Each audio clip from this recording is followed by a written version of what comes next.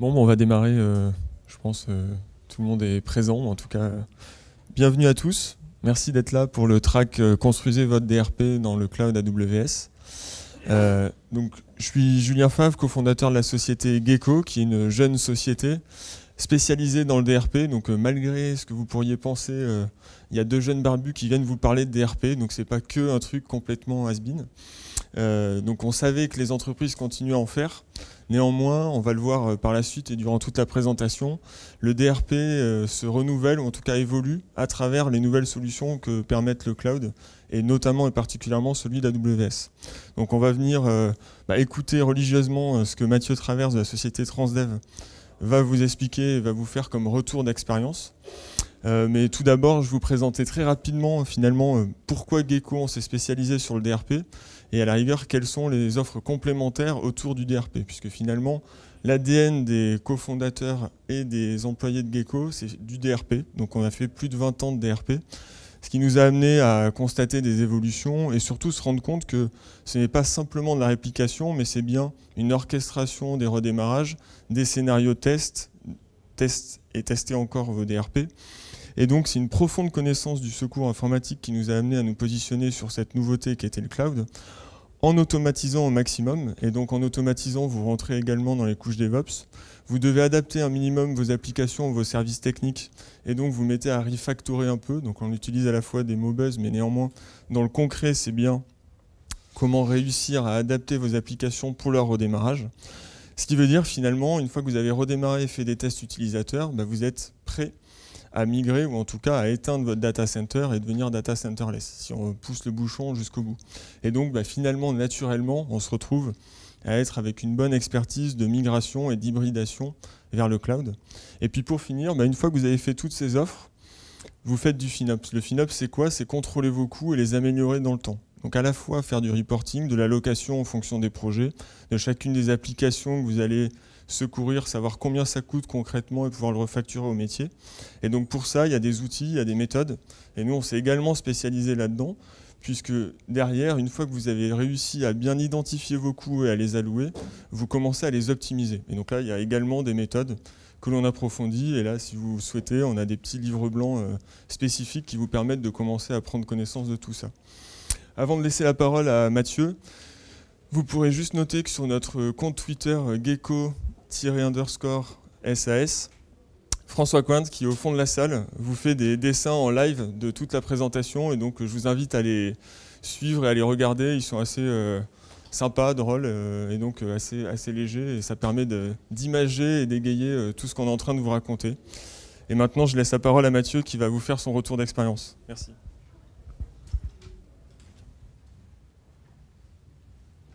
Bonjour à tous, merci d'être là, je vais essayer de ne pas me mettre devant. Donc, qui suis-je? Je m'appelle Mathieu Traverse, je suis IT architecte chez Transdev, dont on verra ce que c'est après. Je suis quelqu'un qui vient de l'infrastructure, j'ai été un fervent défenseur de l'infrastructure avant tout pendant longtemps. J'ai un background surtout Microsoft et VMware, stockage, tout ce qu'on trouve dans un data center. Et par bonheur, je me suis intéressé, contraint et forcé, au cloud d'Amazon il y a environ 1 an et demi à 2 ans. J'ai plongé dedans et j'en suis jamais ressorti depuis, où il est difficile de m'en faire ressortir pour aller gérer des problématiques sur notre infrastructure legacy. Donc je suis enthousiaste à propos du cloud et à chaque fois qu'on a un projet, je le vois dans Amazon et fort heureusement, on a eu cette possibilité d'aller construire notre DR dans Amazon. Un petit peu à propos de Transdev. Transdev, c'est une entreprise qui est relativement méconnue, de manière très injuste d'ailleurs. Elle est méconnue dans son brand corporate et beaucoup plus connue par ses brands locales.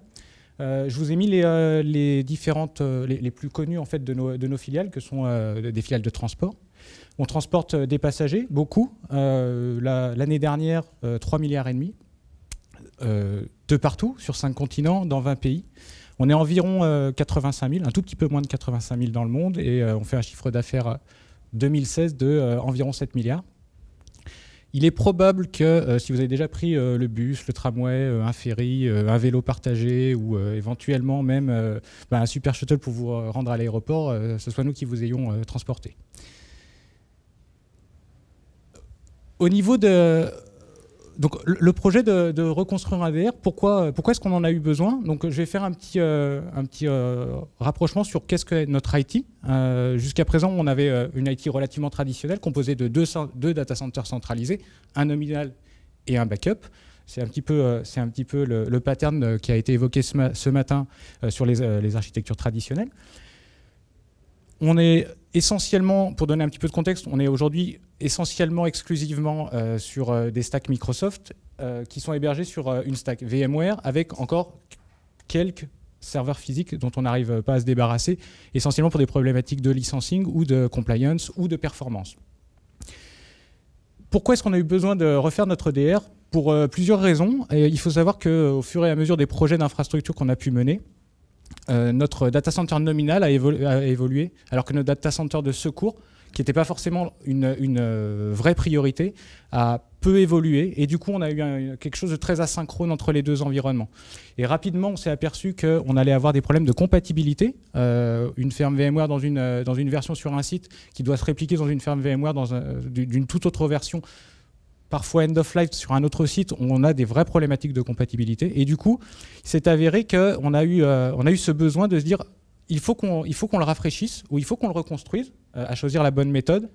Et quelle est la meilleure manière de le faire? Donc on a fait une étude, on verra juste après ce qu'il en est sorti, pour savoir en fait comment est-ce qu'on allait garantir ce service de recovery pour pouvoir avoir le recovery de notre nouvelle infrastructure on-prem sur le site nominal.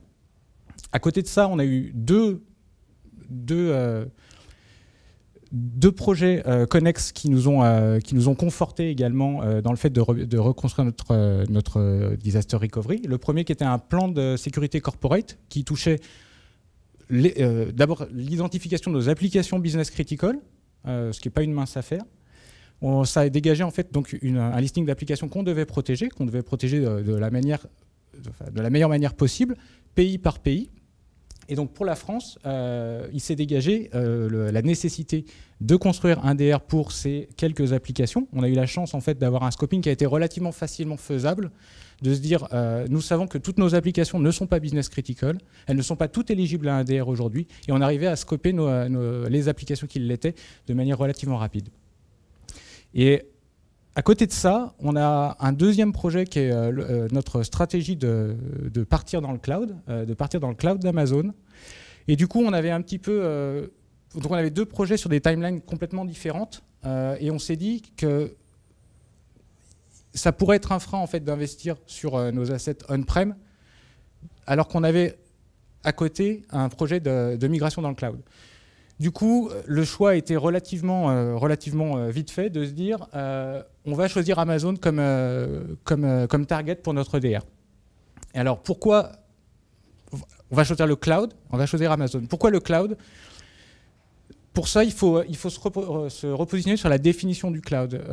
Dans la définition du cloud, il y a le pay-per-use. Le pay-per-use, ça veut dire que dans le cadre d'un DR, qui est un workload qui est relativement mal compris, qui est un workload qui va avoir une intermittence très forte, c'est-à-dire qu'on va le faire tourner finalement que quand on fait des tests ou quand on a un désastre. Quand on a un désastre, on en a vraiment besoin. Quand on fait des tests, à ce moment-là, c'est quelque chose qui est beaucoup plus planifié. Et ce qui veut dire qu'en termes de footprint économique, le fait de capitaliser sur une infrastructure pour assurer son DR qui ne sert pas, il est assez fort. Le cloud permet de payer les ressources à l'usage, ce qui veut dire qu'on va les payer que quand on fait le test, moins un footprint pour pouvoir avoir assurer le service de sécurisation. On a fait des études, et on a fait notamment une étude comparative entre construire notre DR chez nous, comme on avait l'habitude de le faire, c'est-à-dire rafraîchir l'infrastructure qu'on avait déjà, ou aller chercher un outil qui nous permette de nous projeter dans le cloud pour ce service-là. Et on estime aujourd'hui que construire notre DR dans Amazon, ça nous a coûté 73% de moins que si on l'avait construit chez nous, pour des coûts de run à peu près similaires. Et ça, c'est important, ça veut dire qu'on n'a pas déplacé les coûts, on n'a pas choisi de dire on va avoir un coût de build qui est faible, par contre on va avoir un coût de run qui est beaucoup plus fort, et du coup, lissé sur une certaine durée, on va arriver à quelque chose d'équivalent. Non, on a fait l'exercice sur les deux types de coûts. Ensuite, on a choisi un outil avec notre partenaire Gecko. Voilà, on en avait essayé par nous-mêmes, on avait identifié plusieurs alternatives. On en a essayé certaines qui ne nous ont pas donné satisfaction. On nous a proposé Cloud Endure et on a testé Cloud Endure et validé Cloud Endure pour une raison assez simple, qui est la première en fait, c'est qu'on n'avait pas réussi jusqu'à présent à avoir des performances de recovery qui étaient consistantes et prédictibles. Et ça, c'était très important parce que on avait un engagement qu'on voulait assurer auprès de nos clients internes, qui était de dire on vous garantit 2 indicateurs qui sont des indicateurs de DR, qui s'appellent le RTO pour le Recover Time Objective et le RPO pour le Recover Point Objective. D'un côté, c'est le temps de reprise et de l'autre côté, c'est le temps acceptable de perte de données. Ça, c'est quelque chose qui avait été fixé. Et si on n'arrive pas à avoir cette consistance dans ces 2 indicateurs, avec l'outil qu'on avait, c'était très difficile d'établir un contrat de service. Donc ça cet outil Cloud Endure nous l'a permis, au contraire des autres alternatives qu'on avait testées. Ensuite, il permettait également de couvrir un besoin que certains d'entre vous ont peut-être encore, c'est le fait de pouvoir couvrir des serveurs physiques. On en avait encore, et on avait encore des serveurs physiques, enfin on a encore des serveurs physiques qui aujourd'hui sont éligibles, enfin sont host des applications qui sont éligibles au DR. Il y a le gros intérêt d'avoir un footprint qui est très faible en mode nominal, c'est-à-dire que quand je ne déclenche pas mon DR pour un test ou pour un sinistre, le footprint technique pour pouvoir assurer le service de réplication, après tout c'est de la réplication, il est relativement faible. On parle d'instance T2 small, une instance T2 small gérant environ une quinzaine de disques à la source. Pour vous donner un aperçu, nous on a aujourd'hui environ 300 volumes qui sont protégés. Ce qui donne, si je ne m'abuse, entre 15 et 16 machines de réplication T2 small qui tournent en permanence dans notre environnement Amazon. Ça permet également d'avoir un footprint qui est assez faible en termes de recover time, puisqu'on va répliquer les données dans des volumes blocs et pas dans un stockage objet. Le one-click failover, c'est important aussi parce que c'était on a beaucoup entendu parler ce matin d'automatisation. Le one-click failover, en fait, c'est l'automatisation poussée à l'extrême, c'est-à-dire qu'on a un bouton, il y a un bouton failover, on clique dessus et tout est orchestré par l'outil derrière. En termes de sécurité, souvent on réplique quand même nos données au fil de l'eau dans un environnement qu'on ne possède pas. Le fait de pouvoir le faire au travers d'un réseau privé, c'est sécurisant. Ça permet de savoir que notre donnée n'est pas exposée à aucun moment de son trajet depuis nos assets on-prem jusqu'à notre configuration in-cloud. Et enfin, bien qu'il y ait un bouton de one-click failover, l'outil expose des API. Il a une console SaaS qui est toujours pour moi intéressant dans le sens où ça évite d'héberger la console de management sur le site que vous pourriez perdre. Et elle expose également des API qui permettent en fait de créer des surcouches, et on verra tout à l'heure. La valeur ajoutée, elle est piloter en fait cet outil de DR pour pouvoir créer nos propres scénarios et pousser dans l'outil en fait toute notre logique personnelle de dire je vais avoir des scénarios de recovery avec de la priorisation en termes de machines. Mon AD et ma pierre angulaire doit démarrer avant mes autres machines. Mon serveur de database doit démarrer avant mes serveurs d'application. Donc tout ça, ça peut être orchestré par ces accès API, par l'exposition des API de l'outil. Pourquoi est-ce qu'on a choisi un partenaire et pourquoi est-ce qu'on a choisi Gecko? Donc Julien a parlé de la longue expérience des fondateurs de Gecko dans le DR. C'est clairement ce qu'on est allé chercher. Nous n'avons pas vocation aujourd'hui, et en fait on n'a pas d'intérêt aujourd'hui à être des experts du DR, parce que c'est pas ça qui fait tourner nos bus. Ça aide à ce qui continue de tourner quand on a perdu notre site nominal, mais par contre on a plus intérêt à aller investir de la matière grise et du temps de nos équipes internes dans quelque chose qui est différenciant au niveau business que dans le fait de construire et de manager un DR. Manager un DR, c'est aussi ce qu'on a demandé à Gecko. C'est-à-dire qu'on ne s'est pas arrêté sur le fait de juste demander le build. Le build, c'est quelque chose de one-shot sur lequel on peut effectivement aller chercher une compétence externe. Par contre, on s'est dit que cette logique de ne pas vouloir capitaliser sur le DR en termes d'expertise technique, on voulait aussi aller le faire au niveau du management. Aujourd'hui, on veut faire manager un DR par un tiers, ça nous permet de le professionnaliser. Ça permet de ne pas être jugé parti, de ne pas faire des tests de manière ponctuelle et d'avoir de sacrifier un petit peu la performance du test et le résultat du test sur l'autel du sacro-saint PV de recette. Ça nous permet vraiment de pouvoir juger la performance d'un œil très critique. Donc ça, c'est important, et ça nous permet également, ça nous a permis également de faire appel à toute l'expertise de ce partenaire sur sa méthode industrialisée de gestion d'un DR, qui va être finalement très large, puisque le workload n'est pas évident. C'est quelque chose qu'on fait rarement. Une fois par an, une fois par semestre, une fois par trimestre, quand on est très sérieux.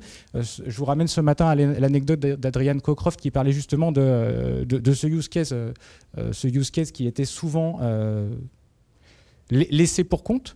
Donc nous, ça nous permet vraiment d'avoir cette amélioration continue et puis ce process-là qui est issu d'années d'expérience.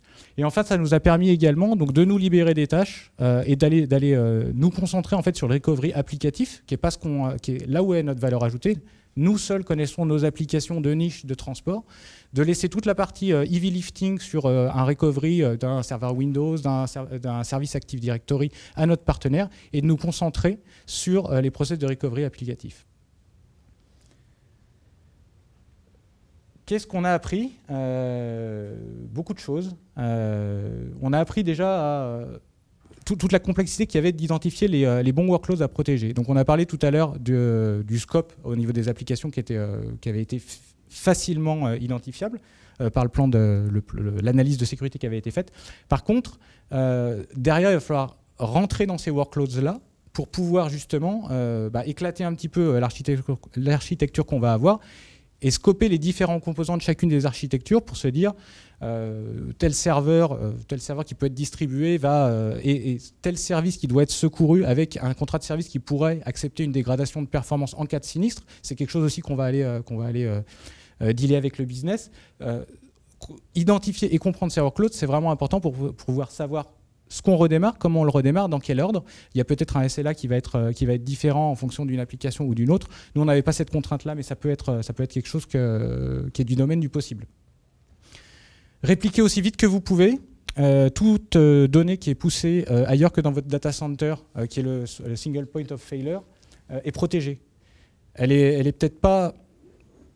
On n'assure peut-être pas encore les engagements qu'on a souhaités. C'est-à-dire que tant que les process de recovery ne sont pas faits, on ne peut pas assurer un RTO, un RPO.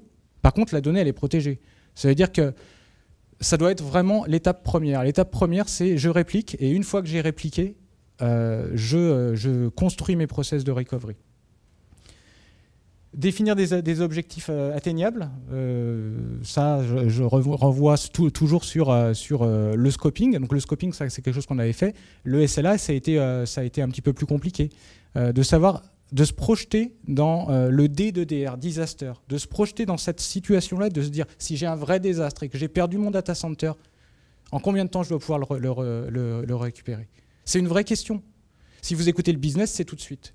Si vous écoutez l'ID, peut-être qu'on vous dira mais c'est pas faisable aujourd'hui avec l'outillage qu'on a, avec les problématiques qu'on avait de compatibilité, c'est pas faisable en moins d'une semaine. Donc c'est important de savoir ce qu'on veut aller atteindre pour pouvoir avoir ce but, bien choisir les outils, bien choisir les partenaires, et du coup de pouvoir également prioriser. J'ai un petit problème sur l'illustration, mais iterate, donc on l'a beaucoup entendu, tout comme automate. C'est deux choses en fait qui vont souvent de pair. L'itération, pourquoi? Parce que, encore une fois, je reviens sur comment on faisait le DR jusqu'à présent. Souvent, un test annuel, ça permet une itération annuelle. Une itération annuelle, généralement, les problèmes qu'on a une année, on les a l'année suivante. Parce qu'on n'est pas allé chercher la root cause. Parce qu'on n'a pas investi ce temps-là pour pouvoir aller chercher cette correction à la source. Donc itérer, nous on a beaucoup itéré parce qu'on a justement secouru les application par application. Donc en fait il y a tout un process pour nos socles sous-jacents qui a été fait à chaque fois, sur lequel on a vraiment itéré de manière importante. Et puis après on a itéré parce que soit on n'était pas content du SLA qu'on était allé chercher, qu'on avait réussi à atteindre, soit parce qu'on avait vu des pistes d'amélioration, soit parce que notre partenaire avait sorti des nouvelles features dans son outil de management. Donc en fait on a testé. Et ce qui est vraiment intéressant, c'est qu'on rentre dans ce cycle vertueux d'amélioration continue. Et le fait de le faire dans le cloud, encore une fois, le footprint économique, il est faible. Ça ne marche pas, je ne paye pas. quand je teste, je vais payer mes 2 heures, 2 jours, 1 semaine de run de mon infrastructure. Et ce qui est intéressant, c'est que l'outil nous permet également de définir un blueprint. Donc c'est comment on va redémarrer ma machine dans Amazon. Et ce blueprint, je peux très bien le modifier. J'ai besoin de faire un test où je ne souhaite pas aller chercher à mesurer les performances. Si je ne veux pas aller chercher à mesurer les performances, rien ne m'empêche de baisser la configuration de ma machine pour ce test-là, avoir un footprint économique qui est minimum, faire mon itération, aller matcher le challenge que je cherche à atteindre, qui peut être un challenge technique, d'organisation. Et du coup, cette itération, c'est vraiment important. Enfin, pour moi, personnellement, c'est quelque chose que j'ai vraiment apprécié, c'est de ne pas s'arrêter en fait, à la première itération et d'arriver à aller chercher des performances toujours meilleures. Ça permet aussi d'automatiser. Quand on a itéré 2 fois et qu'on a eu 2 fois le même problème, ou qu'on a eu 2 fois la même action qui est soit error prone, soit time consuming, bah finalement on va l'automatiser. Et l'itération d'après, on va gagner énormément. Et enfin, le plus important, pour moi en tout cas, c'est de choisir les bons raccourcis. Alors ça peut être mal compris, mais choisir les bons raccourcis, ça veut dire que tout n'est pas... Donc encore une fois, on se met dans la configuration d'un désastre. Ça ne veut pas dire qu'on va forcément aller chercher à remonter l'infrastructure de manière identique à ce qu'on avait on-prem. Je vais vous prendre un exemple assez simple qui va faire un atterrissage assez technique. On avait des load balancers pour une de nos applications. Ces load balancers, ils étaient avec une solution du marché qui a une appliance propriétaire qui n'est pas éligible, enfin qui n'est pas compatible avec la solution Cloud Endure. La réplication n'était pas possible. C'est quelque chose qu'on avait identifié dès le début en fait. Donc on n'a pas été surpris là-dessus. Mais bizarrement, ou fort heureusement, on va dire, il y a un service managé d'Amazon pour ça. Enfin, il y a un peu un service managé d'Amazon pour tout. Mais là, en l'occurrence, pour le load balancing, il y en a un qui s'appelle ELB, qu'on paye à la consommation, qu'on n'a pas à manager. Et puis éventuellement, qui est relativement cheap si on ne l'utilise pas. Il y a un très faible footprint en termes économiques. Et ça veut peut-être dire qu'on va pré-provisionner nos ELB, faire toute notre configuration. Et dans le cadre d'un désastre, en fait, on va raccrocher nos serveurs qu'on a remontés dans Amazon sur ces load balancers. Et on a contourné le problème, on a pris ce raccourci intelligent qui nous permet de gagner, alors si ce n'est beaucoup de temps, qui nous permet également de gagner beaucoup d'énergie en fait, à arriver à répliquer un service qui n'est pas compatible avec l'outil de réplication et d'aller chercher quelque chose, enfin, d'avoir quelque chose qui soit très très compliqué et qui soit très chronophage, alors qu'on cherche à atteindre une performance en termes de rapidité. Donc ça a été un des raccourcis qu'on a identifié. Il y en a plein d'autres. Il y a des raccourcis au niveau de choisir si on va hybrider un service plutôt que d'aller le répliquer. Il y a des services distribués. Nous, on a un service distribué qui est l'annuaire, l'Active Directory. Aujourd'hui, il y a un raccourci qui peut être de choisir d'aller hybrider ce service-là et de le consommer directement à la cible. Qu'est-ce qu'on a atteint ?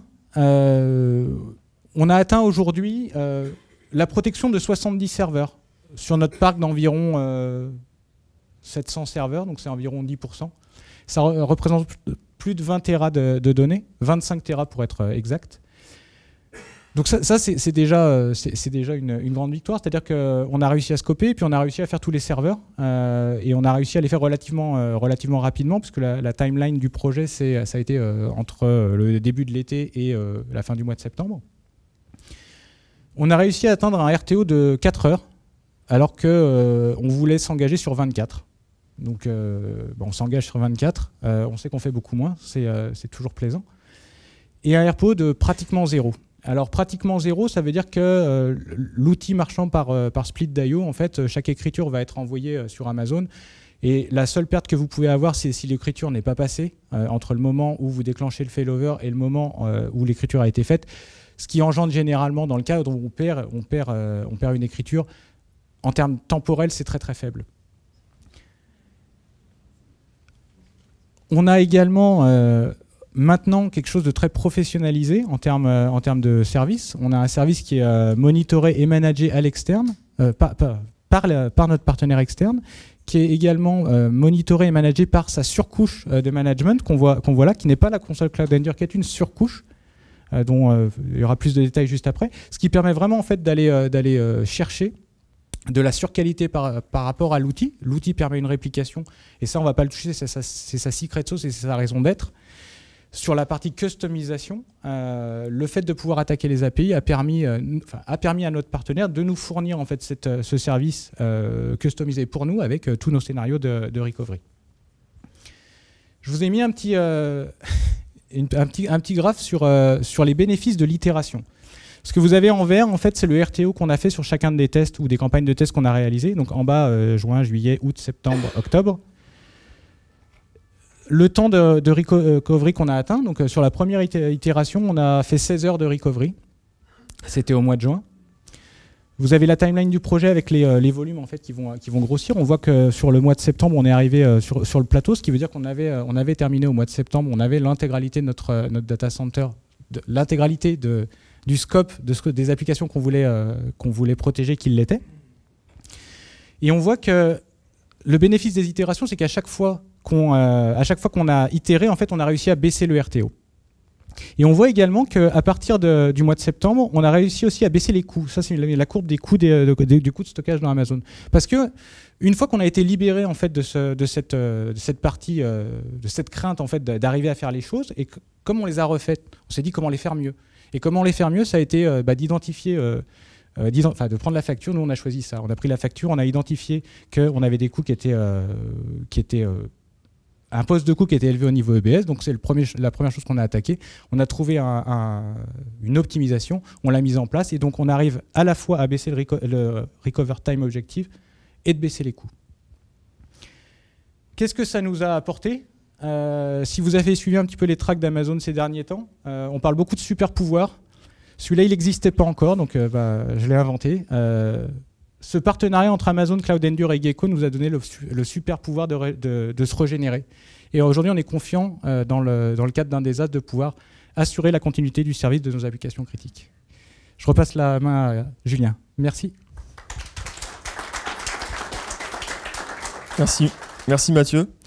Donc vous l'aurez compris, accompagner les entreprises et notamment les grandes entreprises dans la construction de leur disaster recovery, mais tout simplement de bien les comprendre, à savoir il y a une production existante, il y a un existant, un legacy qu'il faut accompagner dans cette transformation sans forcément tout revoir à zéro. C'est ce qu'on fait tous les jours avec nos clients, et donc pour ce faire, on a effectivement développé cette fameuse interface. Ça commence par des choses simples, mais finalement cette interface, elle vient comprendre les besoins de nos clients, à savoir besoin de reporting. Quand vous faites un disaster recovery, vous avez également besoin d'avoir un rapport simple, néanmoins qui permet de valider, vous avez testé, qui est émis par un tiers, ce qui est encore mieux, et qui permet de dire voilà le temps de redémarrage, voilà le RPO, le RTO, voilà toutes les analyses qu'on a pu faire, voilà à la rigueur les points d'amélioration, ce qui, vis-à-vis d'organismes ou de réglementation ou même internes, peut vous faciliter la vie. Ça, c'est un premier point. Le second, c'est surtout l'orchestration des tests. Comme le disait Mathieu, finalement, vous avez d'abord des services transverses à redémarrer avant de pouvoir redémarrer l'application qui va être la plus critique ou vue comme la plus critique par vos métiers, puis une seconde, puis une troisième, etc. De la même manière, vous pouvez aussi scénariser des tests pour des raisons spécifiques, de dire j'ai une nouvelle application, c'est celle-là que je vais redémarrer dans le prochain test en premier, puisque c'est la plus critique, étant donné qu'on ne l'a pas encore testée en live totalement. Donc ce genre de choses, l'outil le permet également de monitorer et donc d'avoir des métriques en temps réel, ce qui est également plutôt assez sympathique et nouveau dans le cadre d'un disaster recovery. On a souvent peu de visibilité sur l'état des réplications, est-ce que tout se passe bien, est-ce que le matin je peux contrôler que tout s'est bien passé pendant la nuit. Bref, tout ce genre de choses, les outils sont là pour aider et également du coup vous aider à tester, puisqu'en fait, comme le disait Mathieu, l'itération est donc le nombre de tests que vous allez faire par application au sens global des cas de sinistres bien spécifiques. C'est ça qui va vous amener à avoir une bonne maturité et également une maturité tout simplement pour aller peut-être migrer demain certaines applications. Puisqu'une fois que vous avez automatisé à fond, une fois que vous avez testé votre application et vos utilisateurs l'ont tamponné en disant en cas de sinistre, je redémarrerai bien et je suis satisfait par ce niveau-là, vous aurez peut-être quelques éléments à modifier pour être au top de la migration, néanmoins vous êtes prêt à migrer cette application-là. Donc c'est là où c'est assez important. Donc on accompagne les entreprises dans leur transformation avec ce genre de méthode, ce qui est finalement un bon cheval de Troie. Si vous avez envie d'y aller progressivement dans le cloud, c'est peut-être à travers le disaster recovery que vous pouvez y aller pas à pas, d'abord en faisant des économies comme le disait Mathieu, puis en migrant lorsque vous vous sentez prêt et lorsque votre organisation est prête, puisque c'est une bonne montée en compétences également, ce genre de projet, sans prendre un risque maximum sur sa production. Donc, est-ce que vous avez des questions? Oui. Workflow orchestration, il n'est pas inclus dans l'outil de Cloud Anduril? Non. Alors pourquoi avoir pas choisi d'autres outils qui l'incluent comme CloudVelox ou Actifio par exemple? Alors, on est arrivé directement à la solution, mais peut-être qu'il y a eu une démarche avant. Donc il y a une démarche de la part de Gecko et de la part de Transdev. Donc je laisserai Transdev sur sa démarche. Néanmoins, chez Gecko, on a déjà testé différents outils de réplication qui nous paraissaient pertinents dans leur qualité, dans leur adhérence avec AWS, à savoir est-ce que ça fonctionne bien, est-ce qu'on redémarre dans un temps convenable, est-ce que c'est en adéquation financière également. Et tous ces critères nous ont amenés à sélectionner Cloud Endure dans ce contexte. On ne dit pas qu'on travaillera toute notre vie que avec Cloud Endure. En tout cas, Cloud Endure fait très bien le travail de réplication, nous a permis de construire cette solution qui est robuste et stable, qui était un des prérequis pour pouvoir s'engager après à manager la solution dans le temps. Donc on avait aussi besoin de ça pour s'assurer qu'on n'était pas en train de partir sur n'importe quelle solution, même si les non-cités ne sont pas n'importe quelle solution non plus. Est-ce que vous avez d'autres questions? Oui. J'avais une question par rapport aux tests qui sont opérés lorsque tout est dans le cloud, enfin, dans le cadre après sinistre réel. Est-ce qu'il y a de la prod en réel qui est réalisée? C'est-à-dire, est-ce que tous les utilisateurs sont effectivement basculés sur cette infra-cloud avec une procédure de retour arrière vers le on-premise? Et là, alors, dans le cas présent, c'est bien un test, ce qui veut dire que les utilisateurs vont tester le service, valider que le service est fonctionnel. Néanmoins, il n'y a pas un rollback ensuite, puisqu'on n'a pas fait tourner réellement la production pendant, mettons, une semaine, pour après revenir et rebasculer sur le data center primaire. Donc, dans le cas présent, c'est bien un test en bulle, permettant aux utilisateurs de valider le bon fonctionnement des applications. est-ce que c'est au programme d'aller un peu plus loin? Je laisse la...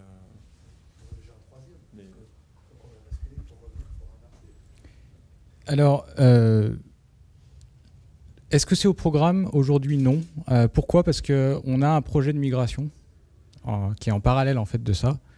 Si jamais j'ai des workloads qui vont dans Amazon, comme je le disais, je ne vais pas aller les chercher. Ils y sont, on les a migrés. On a cette volonté de toute façon en fait, de migrer des workloads dans Amazon. On avait un besoin, ce besoin c'était dans le cadre du DR. Ce qu'on voulait savoir faire en fait, c'était de pouvoir assurer la continuité du service pour certaines applications au meilleur coût et qu'on n'ait pas en fait qu'on n'entraîne pas une contrainte dans le projet de migration également. Maintenant, alors je vous invite à revenir vers les experts Gecko pour le deep dive technique de savoir qu'est-ce qu'on peut faire avec l'outil, notamment le failback est possible. C'est quelque chose qui n'était pas dans nos prérequis. Dans nos prérequis, c'est vraiment de pouvoir secourir en cas de désastre, et en cas de désastre, c'est en cas de perte du data center sans possibilité ou sans visibilité sur un retour en ligne de nos assets. On parle peut-être de destruction d'assets en fait. Et du coup, ça ne fait pas partie du scope du projet. Si vous basculez en DRP, vous y restez. Si on bascule en DRP, on y reste. Et en parallèle de ça, on aura peut-être d'autres applications qu'on aura migrées dans le cadre de notre projet de migration qui nous permettront également d'avoir nos applications non critiques qui seront également secourues, ou tout du moins déplacées de nos facilities dans un environnement Amazon qui pourrait être, lui, secouru, en tout cas protégé par d'autres mécanismes de résilience ou des mécanismes natifs d'Amazon.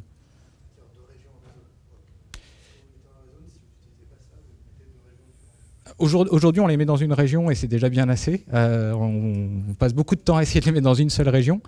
On espérait commencer à mettre des choses dans la région française aujourd'hui, mais visiblement, ce ne sera pas pour aujourd'hui. On se reposera cette question quand on aura atteint une certaine maturité dans Amazon. La migration est assez complexe en fait pour essayer d'y aller pas à pas.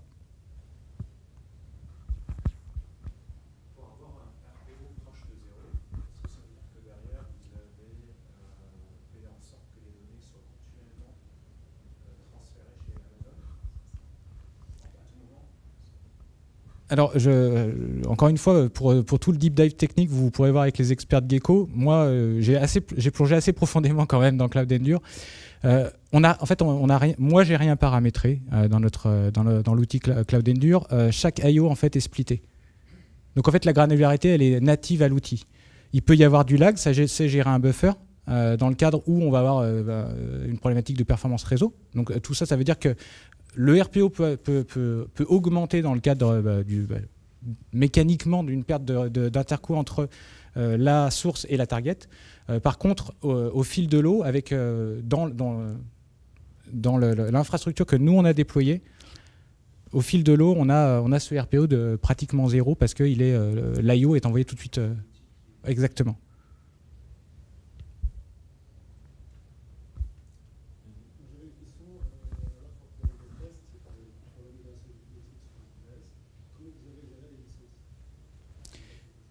Alors c'est un peu la même. Donc on est sur Windows, donc effectivement c'est une problématique et c'est un peu la même réponse qu'avant. L'outil le gère. C'est-à-dire que l'outil a une liste de compatibilité, dont Windows, et en fait l'agent détecte la version qui est déployée et va aller popper l'instance en mode recovery qui va consommer la licence adéquate. Donc vous avez un Windows 2008 on-prem, quand il est secouru et qui démarre, en fait, automatiquement l'AMI qui va servir à consommer la licence va être la même. Donc en fait, on va consommer les licences fournies par Amazon pour nos... Alors, en fait, je suis désolé, je viens de voir la personne, le Master of Ceremony qui n'arrête pas de rentrer, donc j'ai peur qu'on soit en time cap. Par contre, je vous invite à venir juste après la session pour qu'on en discute. Merci. Merci à tous.